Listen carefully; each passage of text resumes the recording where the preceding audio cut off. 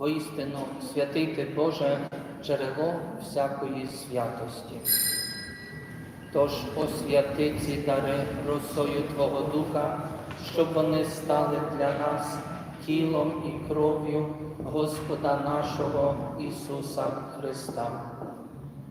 Він, коли добровільно віддав себе на страждання, взяв хліб і, складаючи тобі подяку, розламав і дав своїм учням, кажучи: беріть і їжте з цього всі, це є тіло моє, котре за вас буде видане.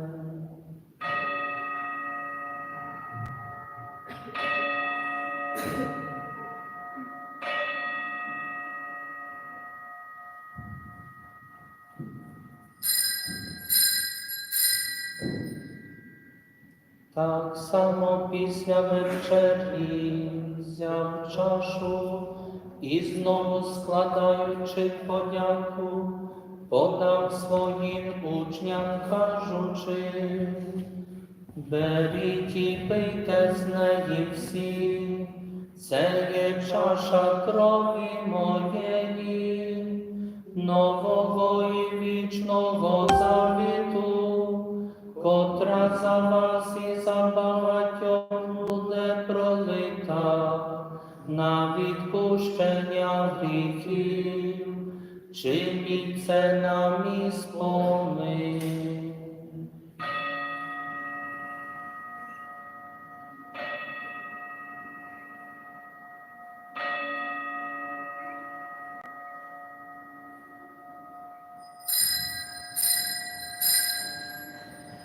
Це велика тайна віри.